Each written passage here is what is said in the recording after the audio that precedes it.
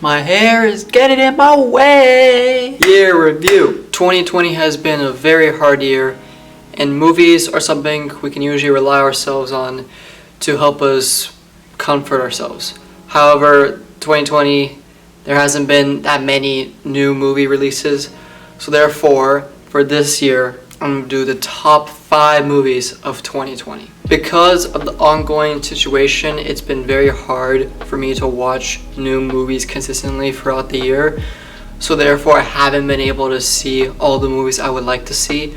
So I'm going to say 3 honorable mentions of movies that I haven't seen that would most likely be on this list. The first honorable mention is The Gentleman. An American expat tries to sell off his highly profitable marijuana empire in London, triggering plots, schemes, bribery, and blackmail in an attempt to steal his domain out from under him. Written and directed by Guy Ritchie, stars Matthew McConaughey, Charlie Hunnam, Hugh Grant, Henry Golding, and Michelle Dockery. The Gentleman was one of my most anticipated movies of 2020, but because of the pandemic, I wasn't able to watch it in theaters, and I haven't taken the time to watch it since it's come out on streaming. I'm very much looking forward to watching The Gentleman soon in the new year. My second honorable mention is The Five Bloods. 4 African American vets battle the forces of man and nature when they return to Vietnam, seeking the remains of their fallen squad leader and the gold fortune he helped them hide. Directed by Spike Lee, stars Chadwick Boseman, Delroy Lindo, and Jonathan Majors. This film came out during the summer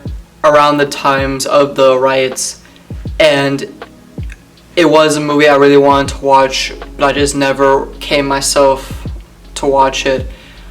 I feel like just because of the times, I feel like it was just going to be too much for me. Looking at the circumstances, it is getting a lot of praise for one of the best movies of 2020, and I am looking forward to watching it soon. The last honorable mention is One Night in Miami. One Night in Miami is a fictional account of one incredible night where icons Muhammad Ali, Malcolm X, Sam Cooke, and Jim Brown gathered discussing their roles in the civil rights movements and cultural upheaval of the 60s. Directed by Regina King, stars Leslie Odom Jr., Kingsley Ben-Adir, Aldous Hodge, and Ellie Gore. One Night in Miami just recently dropped on Amazon Prime, and I really want to watch it. Just there's been a lot of recently releases, like for example Wonder Woman Soul, and I've also watched Tenet and reviewed that film. So I am looking forward to watching One Night in Miami in the new year. 5th place on my top 5 movies of 2020 is Enola Holmes. When Enola Holmes, Sherlock's teen sister, discovers her mother missing, she sets off to find her, becoming a super sleuth in her own right as she outwits her famous brother and unravels a dangerous conspiracy around a mysterious young lord. Starring Millie Bobby Brown,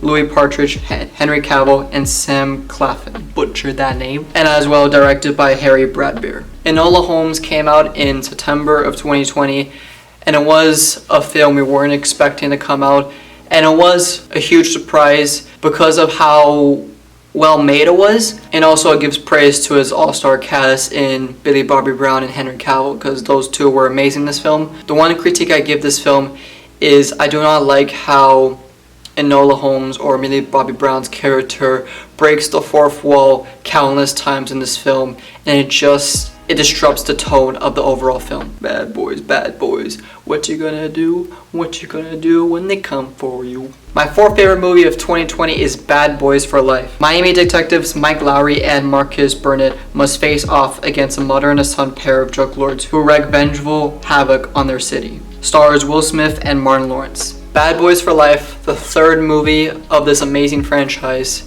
and the long-awaited sequel, got a very interesting film because the first 2 films are when Will Smith and Martin Lawrence are in their 20s, their young age, so can relate more to this audience. However, in this film, they're all grown up, they're all trying to make a living, and it's basically their farewell to police life. However, there were some very interesting twists that we found out throughout the film, and the end of the film kind of sets up for a 4th movie that some people might not want, but I'm very excited for this 4th movie. My 3rd favorite movie of 2020 is The Social Dilemma. It explores the dangerous human impact of social networking with tech experts surrounding the alarm on their own creations. The Social Dilemma is more of a documentary than more of a film, but we do see like this mini short film inside of this main documentary to help trying to express to the audience. This movie had a huge impact on me, and I believe many other people, because it does show how connected we are to our phones and how much time we do spend on our phones and how easily technology can attract us to using the phones when we don't want to use our phones. And I believe this film did make a lot of people stop using phones, most likely turn off notifications, and it's a very interesting movie if you haven't seen it already. My second favorite movie of 2020 is The Trial of the Chicago 7. The story of the 7 people on trial stemming from various charges surrounding the uprising at the 1968 Democratic National Convention in Chicago, Illinois. Written and directed by Aaron Sorkin, has an all-star cast with the likes of Sacha Baron Cohen, Yahya Abdul-Mateen II, Mark Rylance, Joseph Gordon-Levitt, Michael Keaton, John Carroll Lynch. Now this might be one of the most unexpected movies of 2020 because of how good it was, even though when you see it was written and directed by one of the best directors ever, Aaron Sorkin. He did some great work for example, in The Social Network. And of this all-star cast, we have Joseph Gordon-Levitt, Sacha Baron Cohen, who does an amazing performance and totally deserves to be nominated for Best Supporting Actor. We have a special appearance from Michael Keaton. And just like from Sorkin's other films, this is another masterpiece from Sorkin, and this movie does deserve to be nominated for Best Picture. And it actually might have a good chance of winning Best Picture because of the situation of 2020, that there weren't that many films released. And this might be the first time we'll see a Netflix film be praised this high. And my favorite movie of 2020 is Tenet. Armed with only one word, Tenet, fighting for the survival of the entire world, a protagonist journeys through a twilight world of international espionage on a mission that will unfold in something beyond real time. Directed by Christopher Nolan, stars John David Washington, Robert Pattinson, Elizabeth Debicki, and Kenneth Branagh. Now, Tenet